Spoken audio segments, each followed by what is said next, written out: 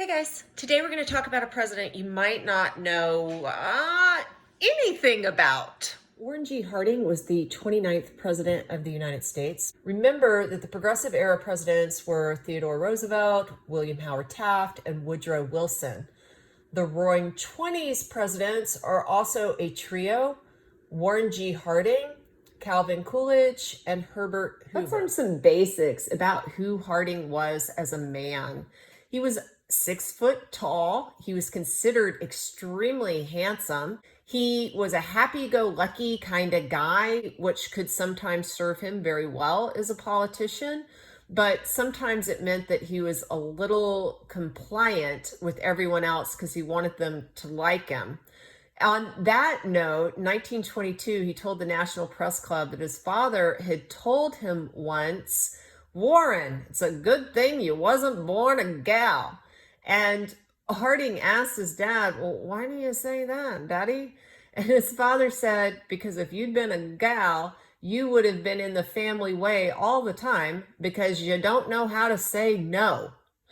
That anecdote just cracks me up. Warren was born in 1865. He was the oldest of 6 children to live into adulthood.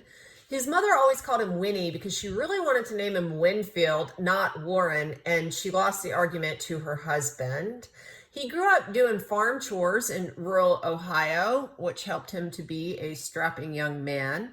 His dad, George Tryon Harding, whom everyone called by his middle name Tryon, was a farmer, but then he became a teacher, and he actually eventually became a doctor and had a small practice in Ohio. Warren's mother is interesting, Phoebe Elizabeth Dickerson Harding, because she was a midwife who worked with her husband, but she was eventually granted a medical license by the state medical board in 1896. Harding attended Ohio Central College. He studied debate and composition. He edited the campus newspaper, which was really quite formative for him.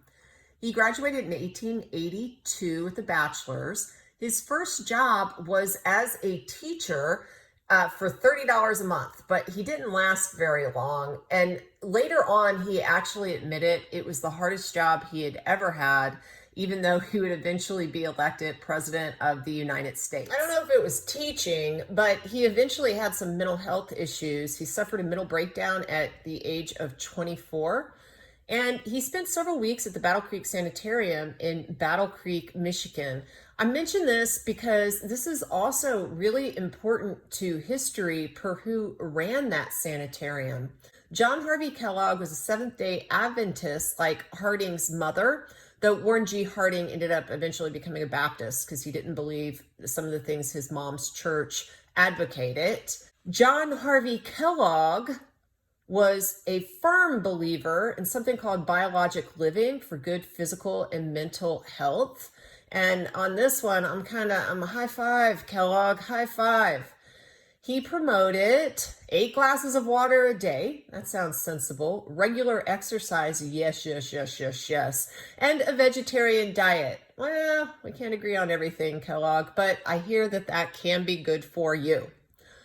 He invented Kellogg's Corn Flakes, which may be why his name rings a bell for you. And the interesting thing about that is he made it for patients in the 1890s because, again, he believed in healthy eating. But ultimately what this does is it creates a reason for his family to start a dry foods company that changes the breakfast habits of Americans all across the country.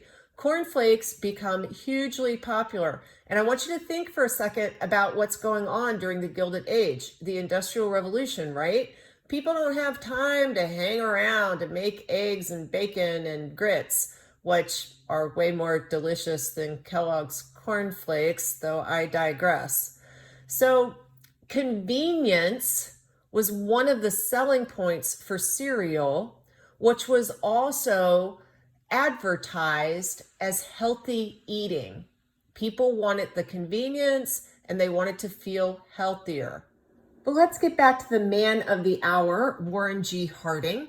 He got over his mental health issues and he partnered with some men at the Star Publishing Company to buy the Marion Mirror in 1884. He eventually acquired full ownership of this newspaper and grew it into a very viable business. One way that he did this is he had an employee incentive to do well. He offered profit sharing at his company. Harding eventually dipped his toe into politics. He was a Republican. He first ran for county auditor in a heavily Democratic district, and as a result, he lost. But he became an Ohio State Senator in 1899, so he just kept on plugging along. Eventually, he was the Lieutenant Governor of Ohio in 1903, a U.S. Senator in 1915, and finally, a U.S. President by 1920. Let's take a little closer look at the 1920 election, which put Warren G. Harding and his running mate, Calvin Coolidge, against James M. Cox and a young Franklin Delano Roosevelt. The main issues of this entire election focused on the Wilson presidency. It was really a referendum on Woodrow Wilson's leadership, and there was a desired return to normalcy from the Harding campaign per the first Red Scare. Normalcy is a neologism. It wasn't a word that existed before this campaign. So Harding put normalcy into the dictionary. The League of Nations was a giant point of contention between Democrats and Republicans. Remember, World War I had just taken place. The Treaty of Versailles was rejected because Woodrow Wilson would not compromise on the League of Nations. People were still debating this. Some side issues that I want to mention are important because they tell you a lot about society in this period. Unfortunately, this is a Jim Crow time, and Democrats race baited during this election. They attacked Harding in racist literature, accusing him of having Black ancestry to try to disqualify him. Al Jolson, ironically, who's known for blackface today, but was an extremely popular actor and musician back then, stumped for Harding, recalling the legacy of Abraham Lincoln in freeing the slaves. So what do you take away from all of that? This was a racist society, and politics have always been fairly icky in the United States. Politics ain't beanbag, as they say. Another thing that's important to note is this is a first general election after the ratification of the 19th Amendment. What were the results? Harding and Coolidge won on Warren G. Harding's birthday, nonetheless. The popular vote was a pretty resounding win for the Harding-Coolidge ticket at 60.4% to 34.2%. It's only the Electoral College vote that matters, however, in our country, and that was also a resounding win, 404 to 127. So how was Harding as president? That's really what you should want to know. And, well, he was both good and bad. On the good side of the ledger, he did appoint some competent people into his cabinet, people that were widely respected, like Charles Evans Hughes as Secretary of State, Andrew Mellon as Secretary of the Treasury, Herbert Hoover as Secretary of Commerce. He established some budgetary restraints on spending that were brand new when he put in place the Bureau of the Budget in 1921 with a strong administrator named Charles G. Dawes to run it. This is a forerunner, actually, to the Office of Management and Budget, the OMB, and that really was quite an innovation. He pardoned Eugene V. Debs from prison. What was that all about? He had been thrown in jail because he spoke out against the draft during the Wilson administration, and Wilson trampled all over free speech rights. Much to his credit, I would say, Harding pushed for Debs's pardon. He'd already served 3 years of a 10-year sentence, and he made sure that Debs got home to spend Christmas of 1921 with his family. Another thing that's great about Harding is he spoke up for civil rights in the South. His family had been abolitionist from Ohio. Harding was the first president thereby to go south and speak on behalf of African Americans in Birmingham, Alabama. He said, I want to see a time when Black men will regard themselves as full participants in the benefits and duties of American citizenship. I think that is definitely worth noting. Another thing that he did that's very important is he stopped an arms race that was ongoing in this period. Remember, the age of empire kind of ends with World War I, but we still have empires. So he authorized the Washington Conference for the Limitation of Armament, which was a conference that took place from February of 1921 to February of 1922. He got agreements, or really his Secretary of State got agreements to limit naval buildup of imperial powers, which was very important. And as a result of this, he preserved the open door policy in China for a while. Now let's look at the bad side of the Harding ledger. While he appointed some good people to positions of power, he also appointed some bad people who were super corrupt. For example, his attorney general was indicted for conspiracy and defrauding the government. His director of the Veterans Bureau ended up overpaying for government supplies so that he could personally get kickbacks. This fellow, Charles Forbes was his name, even diverted drugs from veterans hospitals to actual drug dealers and got paid for that. He did go to jail for a little while. Then you have guys that are even more important, and you have the mother of all scandals until Watergate with Richard Nixon. What was this? This was the Teapot Dome scandal. Essentially, Albert Fall, Harding's Secretary of the Interior, sold out our national oil reserves. He allowed Mammoth Oil Company to use the Teapot Dome oil reserves in Wyoming after he personally got money and a herd of cattle from Mammoth Oil Company. He also allowed Pan American Petroleum to use the Elk Hills Reserve in California for another kickback for himself.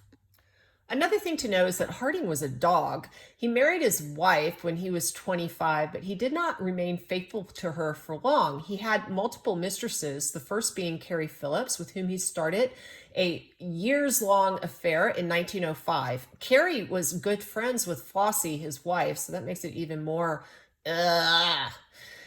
this affair was confirmed in 1963, but we know now that the Republican National Committee actually gave Phillips a gift of a giant cruise to Japan along with her husband so that she would stay quiet about her philandering during the 1920 presidential election. Harding had another mistress, Nan Britton, who's been known about a lot longer. His affair started with her while he was still seeing Carrie Phillips and still married to his wife, Flossie. Britton was 30 years younger than Harding. She had a crush on him in high school. She used to keep his campaign posters in her bedroom. She wrote him while she was in secretarial school and asked for help getting a job. He obliged, and by 1919, she was pregnant with his baby. She continued to meet Harding in White House closets for various dates during his early presidency. And he delivered child support via the Secret Service so that she would have it, but keep it all very on the down low. After his death, she could not get any sort of piece of his estate to support her daughter, Elizabeth, so she wrote an expose in 1927, which she dedicated to, quote, all unwed mothers and to their innocent children whose fathers are usually not known to the world, end quote. Ultimately, Warren G. Harding died in office. There was a catastrophic event while he was in San Francisco during a tour going out and talking to the American people. And I don't know, his wife read him something and he went to sleep and he didn't wake up. It might have been something to do with his heart. It might have been a stroke, or his wife may have poisoned him. That was the rumor of the day because she didn't allow him to get an autopsy. And, you know, as I said, he was a dog. There was a great outpouring of grief at Harding's death, but then many of the scandals from his administration came to light, which tarnished his reputation. People like Alice Roosevelt Longworth called him a slob, but no one really thought he was a bad man. I don't know, good president, bad president, maybe fair president. He did some good things, he did some bad things. He'll be followed up by Calvin Coolidge, who was his vice president, and I think much more notable. Hope that helps.